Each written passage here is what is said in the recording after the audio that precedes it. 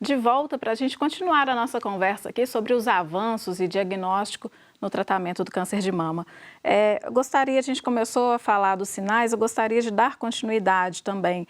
A pele da mama, aquela pele avermelhada, aquele aspecto de casca de laranja ou mais retraída, né?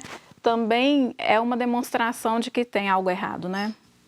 Isso, geralmente a gente tem, geralmente aquele câncer inflamatório, aquele câncer mais avançado, pode trazer essas repercussões. Mas, de um modo geral, qualquer alteração que aparecer na mama, qualquer alteração diferente do que ela está acostumado, tem que ser olhado. Então, a gente coloca aí, inicialmente, o nódulo, né, as retrações, né, principalmente quando ela faz o exame dinâmico, secreções. O que é um exame dinâmico, doutor? Eventualmente, o autoexame ele tem que ser realizado de forma de se palpar, se autopalpar, mas de forma dinâmica, onde ela vai mexer com a musculatura do peitoral, ela vai ver se não tem nenhuma retração durante aquele movimento da mama, tá? De modo que não tenha nada interno que possa estar, por exemplo, tracionando alguns ligamentos que a mama tem, né? Então, seria um exame dinâmico, para ela tentar ver retração. A pele, infelizmente, quando a gente tem essa característica na pele, nós estamos diante de um câncer mais avançado, muitas vezes ulcerado, com secreção, com necrobiose. O ideal é que a gente não tenha essa característica, porque a gente tem que pensar nisso. E aí é importante diagnosticar, o diagnóstico diferencial da mastite. Tá? É muito comum eu ter mastite puerperal, aquela paciente que acabou de ter neném, tá? E que está amamentando, e muitas vezes a mastite não puerperal, algum abscesso subariolar recidivante, que é muito comum acontecer, que pode dar algumas características semelhantes. É aí que o ginecologista ou mastologista vai poder dar uma tranquilizada na paciente. É a questão inflamatória, né? Doutor, ele citou a questão da secreção, que também é um ponto, né, de se observar, que é a saída de líquido dos mamilos, aquele líquido que não... A maior parte das secreções é benigna. Sim. No período pré-menstrual, a mama fica mais inchada, mais engurgitada. Se a gente fizer expressão, vai sair alguma coisa. E fora desse período, é aquela secreção que fica no sutiã. Então, se a pessoa percebe que o sutiã está sujo, principalmente aquela secreção transparente, ou se vem com sangue. Mas não significa que é câncer. É algo que a gente tem que pesquisar, mas não significa que é câncer. Além disso, Ana, desses sinais de mama, de nódulo, alteração da pele, vermelhidão, se está com ferida na pele ou no mamilo, e a secreção, os linfonodos na axila. Então, os linfonodos que são popularmente conhecidos como íngua, às vezes a pessoa, o primeiro sintoma de um câncer não é o órgão que ele está, mas o linfonodo que está acometendo. Então, às vezes, na axila, a gente tem palpação de algum nódulo e esse nódulo pode ser significar que tem alguma doença, não necessariamente um câncer, mas em alguns casos o câncer de mama aparece inicialmente como uma palpação de um nódulo axilar. Não só axila, mas região de pescoço também? O mais comum é axila, mas nessa parte superior aqui, que a gente chama, são as fossas supra e infraclaviculares, perto desse osso que chama clavícula, pode aparecer linfonodo também. E o mastologista é o médico que olha a axila. Então, mesmo que não seja de mama, o diagnóstico geralmente da axila, como a gente tem mais costume de operar a axila, de fazer biópsia de axila, o mastologista é que olha. Então, mesmo que seja uma coisa de pulmão, ou de ovário, ou que veio do estômago. Então, vários órgãos podem dar alteração axilar. E a gente que olha. Em alguns tipos de câncer, tem que fazer a retirada em volta também, né, dos linfonodos, né? Mas não é em todos os casos. Como que se... É em todos os casos, não é? Como que... Da cirurgia? É. Então, a cirurgia, basicamente, do câncer de mama, o que a gente faz? A gente tem que tirar a lesão com uma margem de segurança. Então, o tamanho da cirurgia vai depender do tamanho da lesão e do tamanho da mama. Se for uma mama grande, às vezes, mesmo uma lesão grande, a gente só tira uma parte dessa mama. E hoje em dia, com técnicas de oncoplastia, o que o mastologista tem feito? Então, os mastologistas eles estão habilitados a fazer uma cirurgia plástica da mama. Então, ao mesmo tempo que ele tira o tumor, ele pode reduzir a mama, ele pode rodar retalho e dessa forma deixar a mama com aspecto estético bom. Além disso, os tumores invasivos, quer dizer, aqueles que infiltram, que podem espalhar, esses tumores a gente tem que fazer uma avaliação de linfonodo. Então, hoje em dia, ainda é feita a cirurgia de linfonodo axilar. Antigamente, né, pensar assim nos anos 80, a maior parte das mulheres, quando tinha câncer de mama, tirava a mama toda e fazia o que a gente chama de esvaziamento da axila.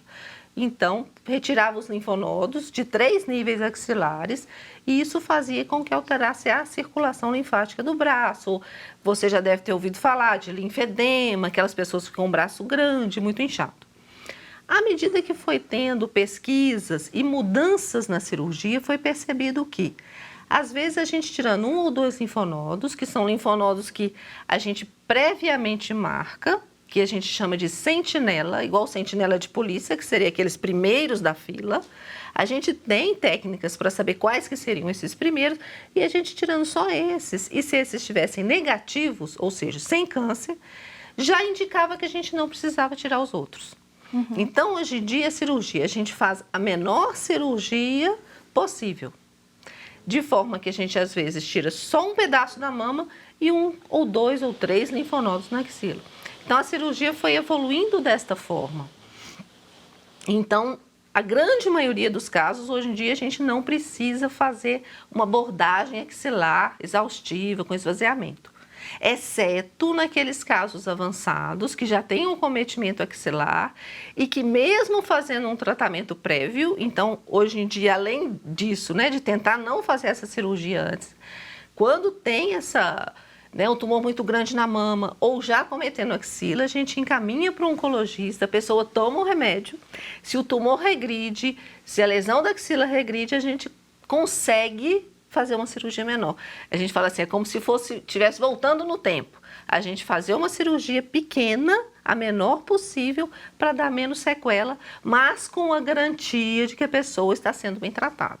É importante deixar claro que esse avanço todo, ele conseguiu manter a mesma taxa de cura. Se eu tiro a mama ou se eu faço conservador, eu tenho a mesma taxa de cura. Porque nós vamos ter 2 perfis de paciente. Aquela que quer ficar livre da mama de qualquer jeito, mesmo não ter necessidade, e aquela que quer proteger a mama de qualquer jeito. Okay? Acontece, então, apesar de afetar essa questão da feminilidade... Apesar da sexualidade, tem paciente que quer arrancar tudo, que quer ficar sem nada.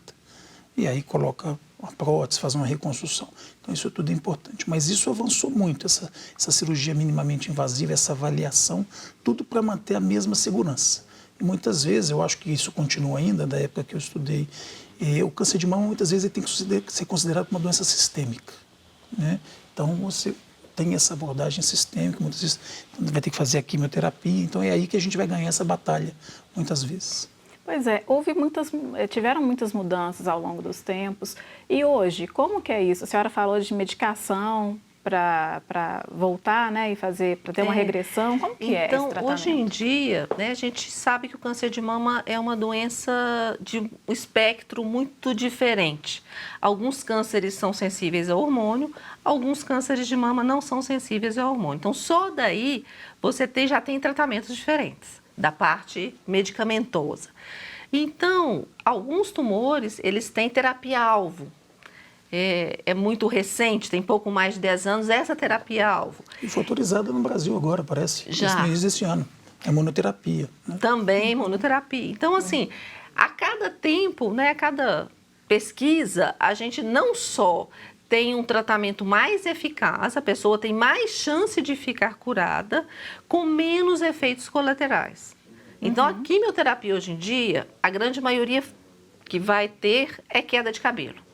Né? Mas mesmo para a queda de cabelo, já existe uma touca que gela a cabeça e que muitas pessoas conseguem usar. Então, cai pouco o cabelo, às vezes não cai o cabelo. Mas ainda tem um custo elevado, né? Tem um custo elevado, mas é uma coisa possível, que antigamente não era. Sim. Né? E à medida que vão sendo feitas, que as pessoas vão usando, o custo geralmente vai cair. Sim.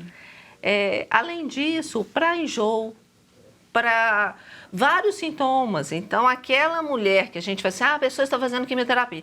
Você esperar encontrar uma pessoa desanimada, magra, pálida, hoje em dia não é assim. Então, as pacientes, elas têm uma melhora, não só fisicamente, mas psiquicamente, porque elas sabem que tem chance de ficar curada. Não é sentença de morte.